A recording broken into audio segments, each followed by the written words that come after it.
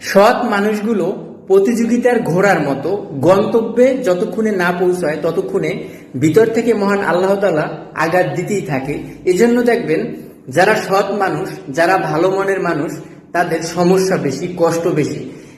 তাই আমি বলবো যাদের দুঃখ কষ্ট বেশি, যাদের সমস্যা বেশি, তারা হতাশ হবেন না। কারণ যখনই আপনি বিপদ সামনে পাবেন, যখনই আপনি কষ্টে থাকবেন, তখনই মনে করবেন আপনার স্পিরিট কমে গেছে, যে কারণে আল্লাহ আপনাকে আঘাত দিচ্ছে আরো সামনের দিকে আগানোর জন্য।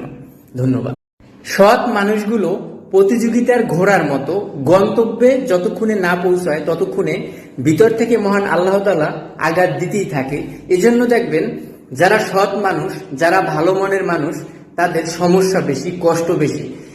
তাই আমি বলবো যাদের দুঃখ কষ্ট বেশি, যাদের সমস্যা বেশি, তারা হতাশ হবেন না। কারণ যখনই আপনি বিপদ সামনে পাবেন, যখনই আপনি কষ্টে থাকবেন, তখনই মনে করবেন আপনার স্পিরিট কমে গেছে, যে কারণে আল্লাহ আপনাকে আঘাত দিচ্ছে আরো সামনের দিকে আগানোর জন্য। ধন্যবাদ। সৎ মানুষগুলো প্রতিযোগিতার ঘোড়ার মতো গন্তব্যে যতক্ষণে না পৌঁছায় ততক্ষণে ভিতর থেকে মহান আল্লাহ তাআলা আঘাত দিতেই থাকে। এজন্য দেখবেন যারা সৎ মানুষ, যারা ভালো মনের মানুষ, তাদের সমস্যা বেশি, কষ্ট বেশি। তাই আমি বলবো যাদের দুঃখ কষ্ট বেশি, যাদের সমস্যা বেশি, তারা হতাশ হবেন না। কারণ যখনই আপনি বিপদ সামনে পাবেন, যখনই আপনি কষ্টে থাকবেন, তখনই মনে করবেন আপনার স্পিরিট কমে গেছে, যে কারণে আল্লাহ আপনাকে আঘাত দিচ্ছে আরো সামনের দিকে আগানোর জন্য। ধন্যবাদ।